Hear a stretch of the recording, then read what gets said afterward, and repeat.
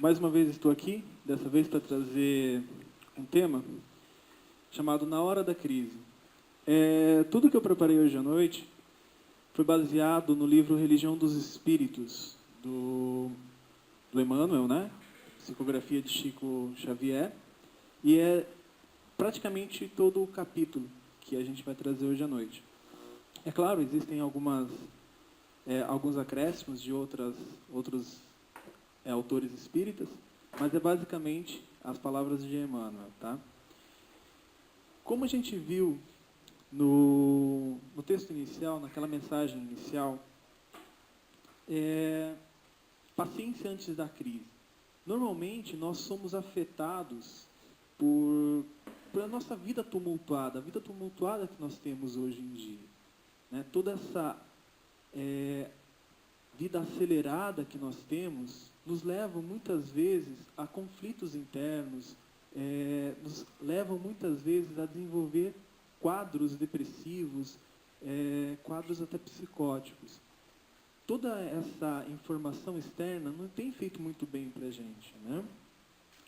E Joana de Ângeles, como também estava no texto, ela coloca assim: se te sentes provocado por insultos que te dirigem, atua com serenidade e segue adiante. Se erraste em alguma situação que te surpreendeu, retorna ao ponto inicial e corrige o equívoco. Se te sentes injustiçado, reexamina o motivo e disputa a honra de não desanimar. E se a agressão de alguma forma te ofende, guarda a calma e a verás desmoronar-se. A convivência com as criaturas é o grande desafio da evolução, porque resulta, de um lado, na situação moral deles e, de outro, do seu estado emocional. Então, o que Joana quis dizer aqui? Normalmente nós sabemos que nós precisamos manter a calma, ter paciência nos momentos de crise. Mas não é fácil, porque isso não depende unicamente da gente. Isso depende muito da evolução moral das pessoas que nos rodeiam, dos nossos parentes, dos nossos familiares, nossos amigos, nossos colegas. Então, isso não é muito simples de alcançar. Claro que toda a reação, né, porque você sofre uma ação, a reação depende de você. Mas isso, como a Joana está colocando aqui, não é muito simples. E quando nós sofremos essa ofensiva, né, dessas situações que podem nos colocar em crise, dentro de nós temos uma briga, que é como se fosse um conflito. Tanto que Emmanuel, logo no início, no primeiro parágrafo desse capítulo, né, na hora da crise, ele coloca assim: na hora da crise, emudece os lábios e ouve as vozes que falam, inarticuladas no teu íntimo, perceberás distintamente o conflito. Que conflito é esse? É o passado que teima em ficar e o presente que anseia pelo futuro.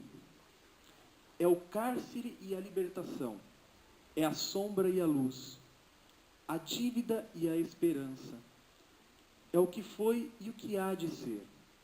É aquele homem velho dentro de você e aquele homem novo querendo correr para a sua libertação, para se tornar uma pessoa melhor, para se tornar um ser melhor, mais evoluído. Então, é justamente nesse momento que começam a falar duas vozes dentro de você muito fortes: o mundo e o Cristo. Dentro de você, se você, como diz Emmanuel, se você silenciar, você vai perceber essas duas correntes, né? Essas duas forças dentro de você. E aí, o mundo te diz: acomoda-te como puderes. E o Cristo pede: levanta-te e anda. Normalmente, a nossa sociedade, as convenções sociais, elas exaltam aquelas pessoas que conseguem se realizar, né, ter prazer em ficar tranquilas, em ficar acomodadas, né? Então, ela tem como meta que as pessoas que estão acomodadas, sentindo prazer, têm como meta de vida. As pessoas ficam tranquilas, onde as outras executam todo o trabalho para elas, e a sociedade meio que fala assim, nossa, essa é uma pessoa realizada, como uma meta. Mas isso é uma convenção social, isso não é uma realidade espiritual. Buscar não se acomodar, confortando-se no momento, desenvolver os valores que auxiliam a respeitar o equilíbrio das forças que brigam dentro de você, contribui para a sua preservação, constitui os desafios que lhe dizem respeito a enfrentar e realizar. Essas são palavras da Joana de Ângeles. O que ela quer dizer com isso? Por mais que as convenções sociais, por mais que a sociedade, ela valorize e tenha como meta que essas pessoas que praticamente não fazem nada, se têm prazer, sejam exaltadas, Joana fala assim, o Cristo falou para você levantar e andar. Por quê? Porque cabe a você enfrentar a crise com trabalho. Cabe a você enfrentar a crise entendendo o que está acontecendo, enfrentando esse momento, e não simplesmente se acomodando. Mas o mundo ainda diz, faze o que desejas. E o Cristo pede, não peques mais. O apóstolo Pedro, ele diz em uma citação no Evangelho, acima de tudo, cultivai com todo ardor o amor mútuo, porque o amor cobre uma multidão de pecados. E complementando isso que Pedro falou, Hamed nos fala, a sabedoria perfeita, Deus, não nos cobra nem nos pune, quer apenas que aprendamos a amar. Ela nos exercita, ela nos habilita, ela nos instrui para o amor. Para crescer, não precisamos fazer culto ao sofrimento, mas ficar atento às crenças e comportamentos com valores que nos trazem alegria e bem-estar. Essa imagem, essa figura, é bem conhecida. É naquele momento em que Cristo estava na cidade e trouxeram uma mulher. E eles falaram assim, Senhor, essa mulher foi pega em adultério. A lei judaica manda apedrejá-la até a morte. E aí eles deixam na mão de Jesus o que nós devemos fazer.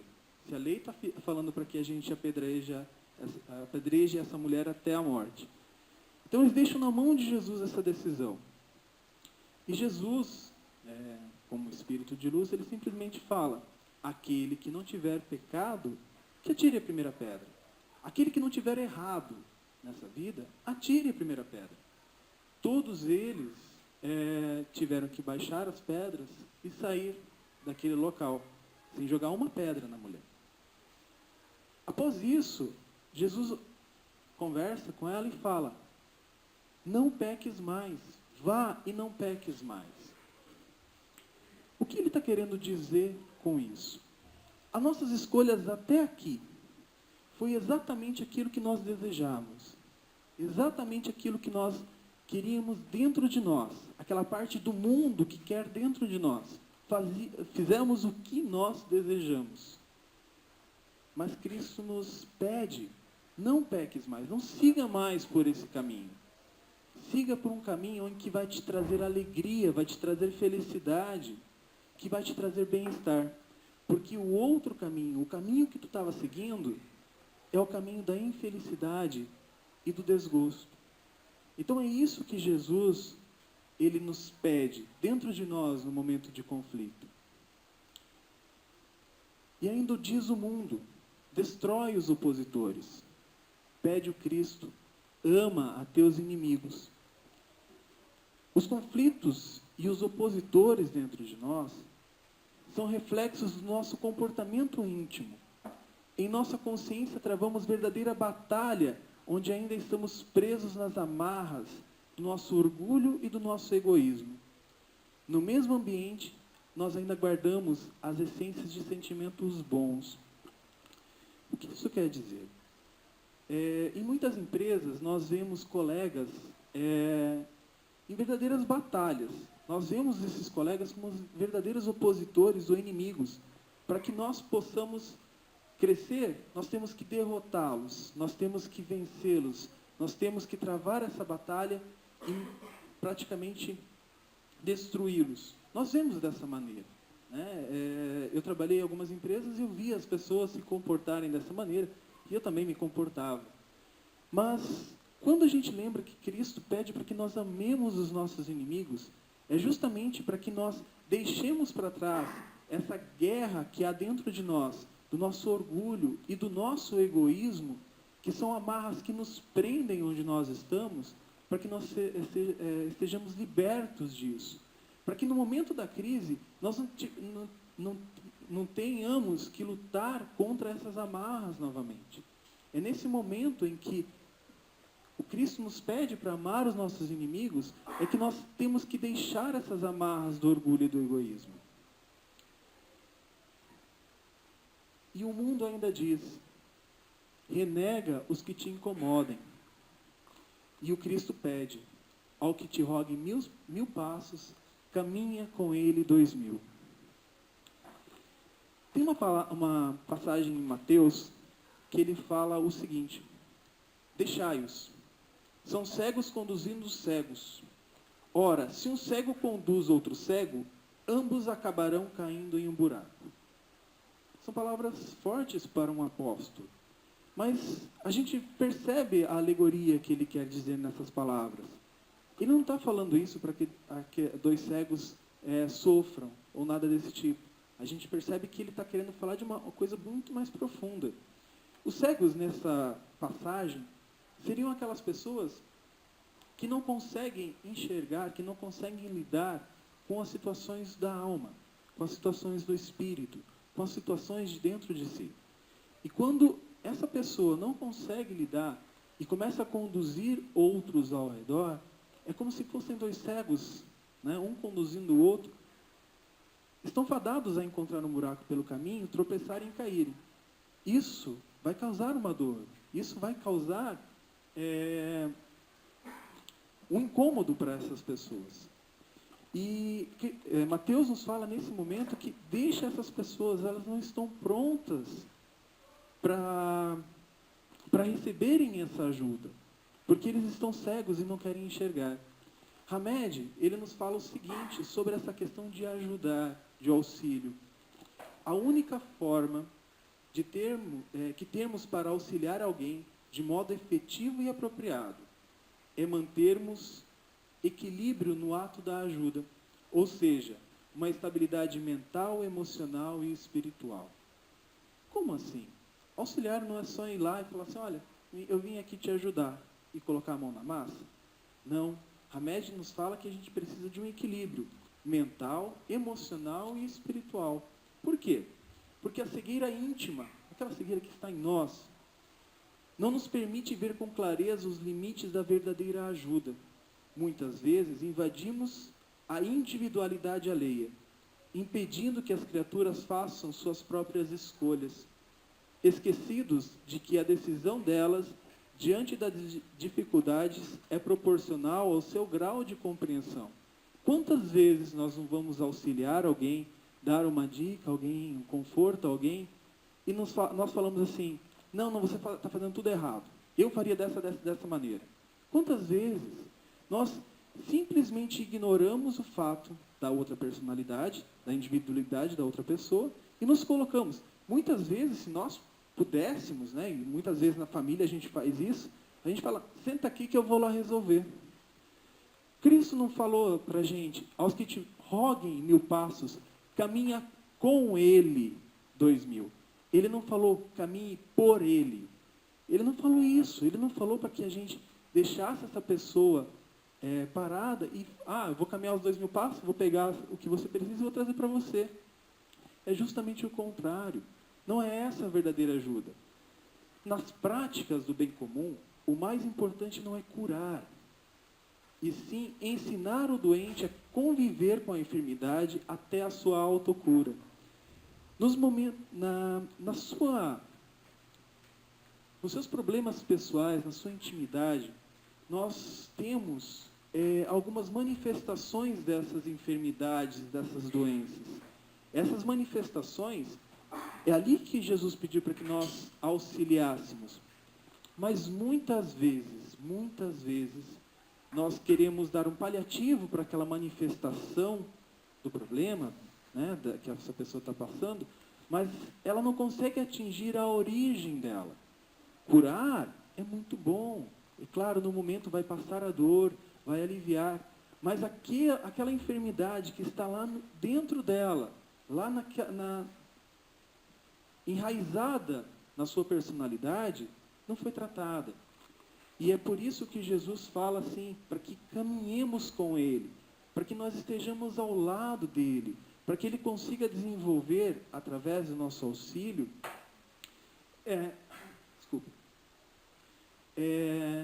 que Ele consiga desenvolver, através do nosso auxílio, as ferramentas, os remédios, para a autocura, para lá dentro do ser, lá dentro da sua individualidade, conseguir tratar essa manifestação de uma enfermidade da alma.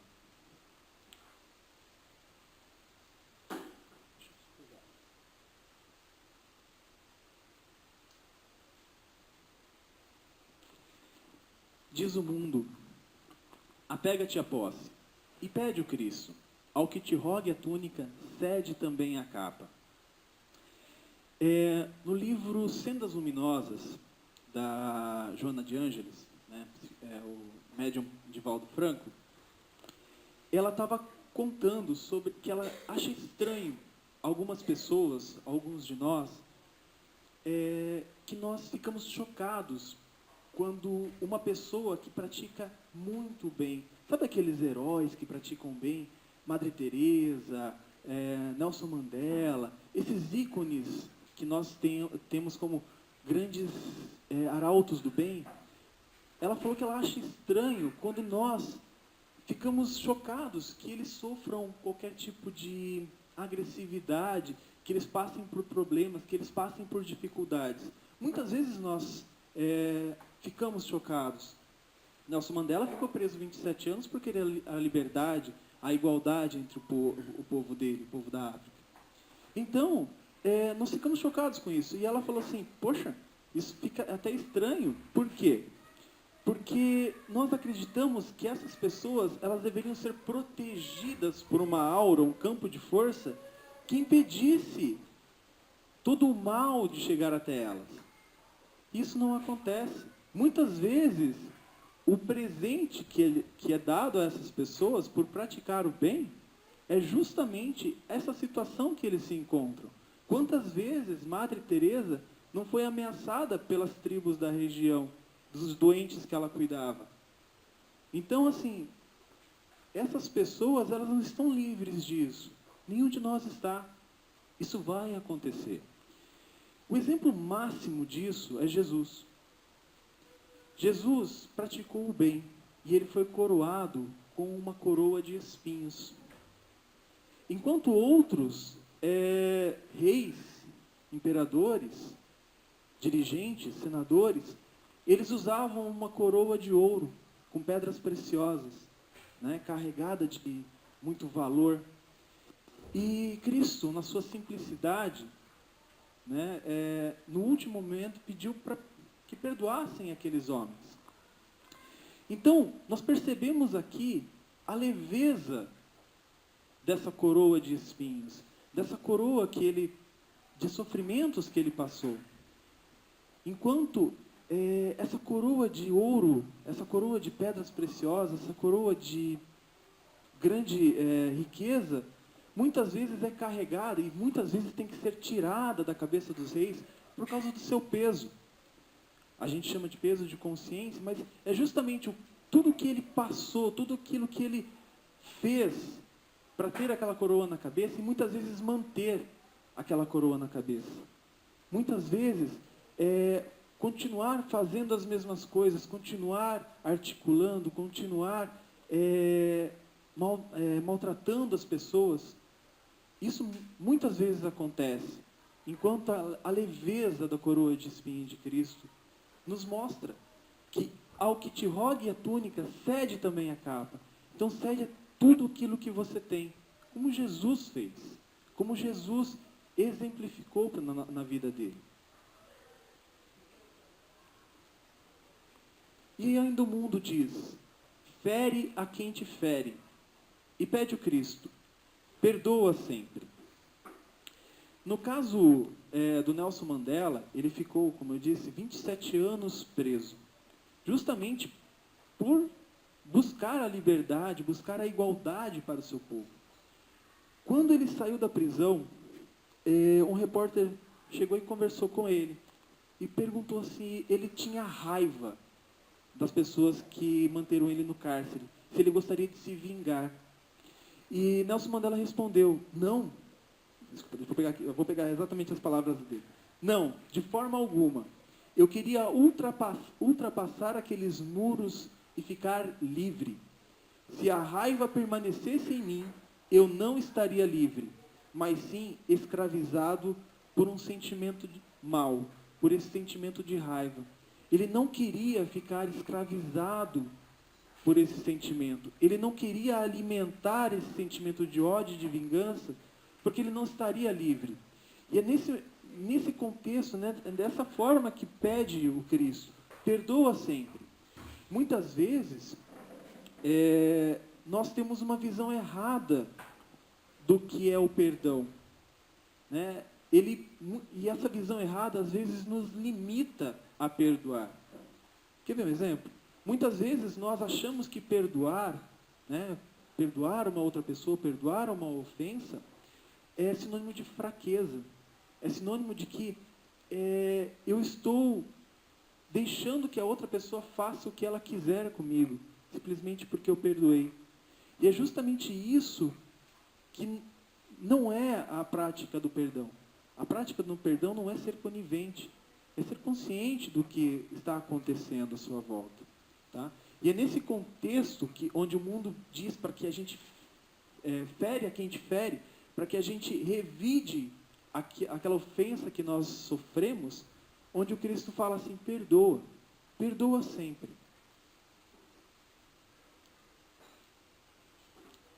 Diz o mundo, descansa e goza, e pede o Cristo, avança enquanto tens luz.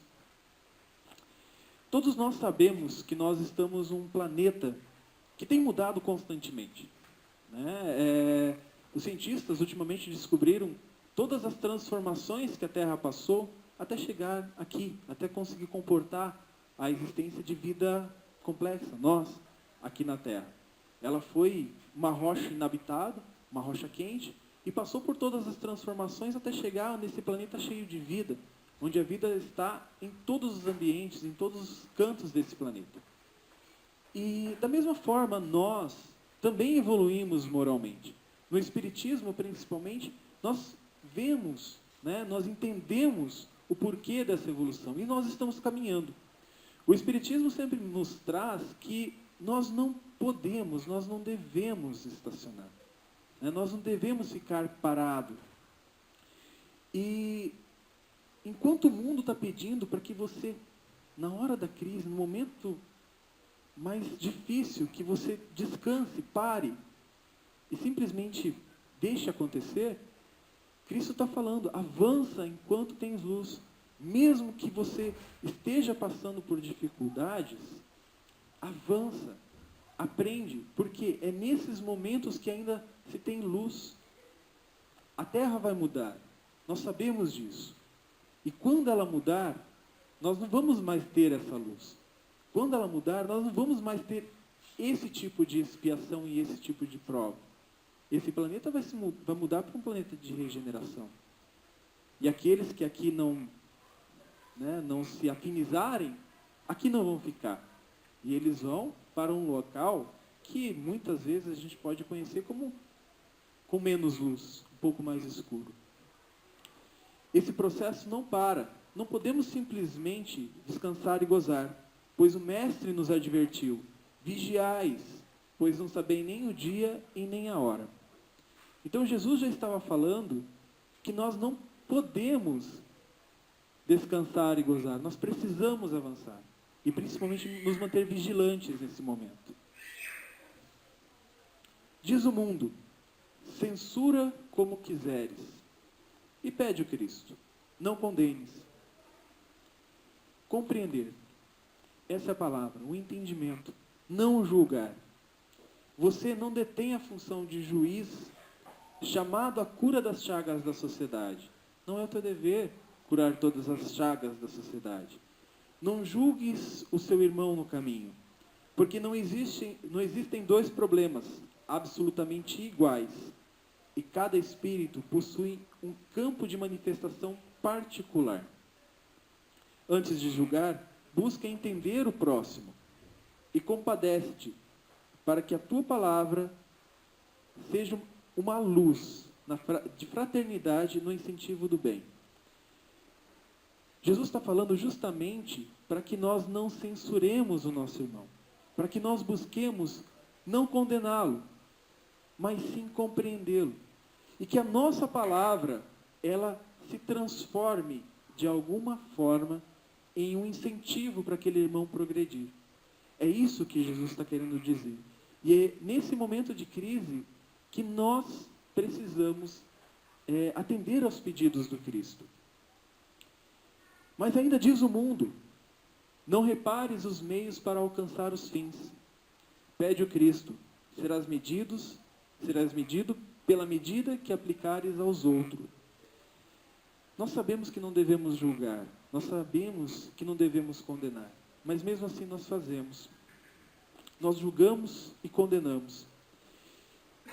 André Luiz, no livro Comandos do Amor, ele nos fala o seguinte: acima de tudo, lembra-te que amanhã outros olhos pousarão sobre ti, assim como agora a tua visão se demora sobre os outros. Não são os olhos de um ser que esteja a nos julgar, não são os olhos do nosso mentor a nos julgar, ou da espiritualidade a nos julgar. Esses olhos que vão pairar sobre nós são da nossa consciência. É por isso que nós precisamos entender que a medida que aplicamos aos outros será a medida aplicada a nós, por nós mesmos. Dentro da nossa consciência nós sabemos disso. Quando Jesus pede para que nós não condenemos, que nós não julguemos, é justamente para que nós evitemos o nosso próprio julgamento. A partir dessa, serás medido pela medida que aplicares aos outros. E diz o mundo: aborrece os que te aborreçam. Pede o Cristo: ora pelos que te perseguem e caluniam. No Evangelho de Mateus, nós temos o seguinte: pedis e vos será dado, buscai e achareis, batei e serás atendido. No cosmos, no universo, tudo é uma questão de sintonia. Tudo é uma questão de afinidade. Quando nós somos aborrecidos, alguma coisa lá dentro está mostrando que nós precisamos passar por isso, ou nós nos afinizamos justamente com esse comportamento. Quando Jesus fala para que nós oremos por aqueles que nos perseguem ou caluniam, Jesus está falando justamente para que nós deixemos essa sintonia, para que não estejamos mais nessa sintonia. Quando nós oramos, quando nós elevamos o nosso pensamento a Deus, nós estamos nos conectando a uma nova frequência, uma frequência diferente daquela que nós estávamos conectados antes. Se nós continuarmos aborrecendo aqueles que nos aborrecem, nós vamos continuar na mesma frequência. Nós vamos continuar nas mesmas vibrações, na mesma sintonia. Não vai mudar de forma alguma. Não vai auxiliar em nada nos momentos da crise. Orar pelos outros é libertar-se dessa sintonia. É abrir novos canais e novas oportunidades para você e os que te caluniem compreender e encontrarem uma nova posição no cosmos de ti mesmo. É uma oportunidade para que essa frequência seja desfeita, para que você possa encontrar um novo lugar para você, uma nova sintonia na tua vida. E que, quem sabe, como a gente vai estar orando por outra pessoa, mandando uma vibração, uma frequência diferente, essa pessoa também encontre essa nova vibração, essa nova frequência.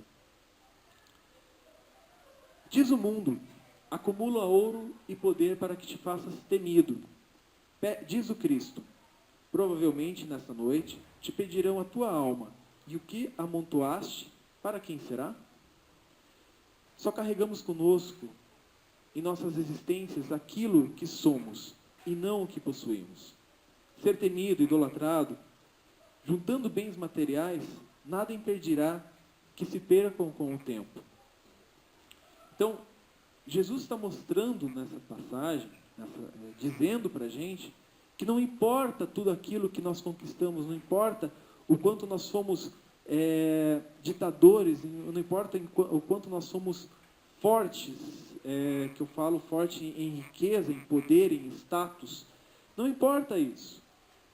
Se uma noite qualquer vão pedir a tua alma, se uma noite qualquer acontece o desencarne, e aí? Como a gente fica lá do outro lado? Tudo aquilo que você conquistou de bens materiais ligados aqui na Terra, né? Apegado à matéria, de nada vai servir, de nada vai bastar. Emmanuel ainda traz: obsessão é também problema de sintonia. O ouvido que escuta reflete a boca que fala. O olho que algo vê assemelha-se de algum modo à coisa vista. Se realmente procuras caminho justo, ouçamos o Cristo, e pela palavra dele, por bússola infalível, traçamo-nos-á rumo certo. Hermance, no livro Emoções que Curam, ela traz o seguinte, que as crises e as frustrações, em verdade, são um convite ao recomeço de um modo diferente e melhor. É indício de que talvez tenhamos de rever nossas expectativas ou alterar nossa forma de realizar o que desejamos. Para isso, nós precisamos ser humildes. E a humildade, ela só é possível quando caem todas as escamas enfermiças de nossa autoidolatria sobre supostos valores e qualidades que ainda não possuímos. Isso quer dizer o quê? A irmã está falando que a humildade, ela vai conseguir fazer com que o nosso olho, quando ele vê algo, ele assemelha-se de alguma forma à coisa vista. É aquela, eu acho que todos já viram esse exemplo. Um copo que está com metade de água, algumas pessoas vão dizer: este copo está meio cheio, ou este copo está meio vazio. A visão positivista e a visão negativista, da mesma figura. Então, quando Emmanuel traz isso, o olho que vê assemelha-se de algum modo à coisa vista, ele está querendo dizer que você está em sintonia com aquilo, né? Que aquilo é a sua vibração, que aquela é a frequência que você está. E a irmã está dizendo: olha, para você mudar isso, né? Para você mudar essa frequência que você está, você tem toda uma máscara, tem toda uma escamas em você que você vai precisar deixar para trás. E isso você só vai conseguir deixar para trás essas escamas, essa máscara que você pensa que você é. A pessoa que você pensa que você é está nessa máscara. Quando você for humilde. Se você for humilde, essa máscara cai. Você vai conseguir compreender, e você vai conseguir compreender as palavras de Cristo, onde ele vai ser bússola infalível. Todos nós sabemos que o Evangelho é um rumo certo, é o caminho para a felicidade. É justamente pelo Evangelho que nós vamos aprender a amar, que é nossa missão aqui na Terra. Nós precisamos aprender a amar para sermos felizes. Todos nós sabemos disso, mas poucos de nós conseguem deixar toda essa máscara, arrancar essas escamas de nós, para seguir Jesus como uma bússola, justamente para chegar nesse objetivo. Bom, o que eu tinha para trazer para vocês essa noite é isso. Esse é a bibliografia que eu utilizei para elaborar a palestra, e eu espero que vocês tenham gostado. Uma boa noite.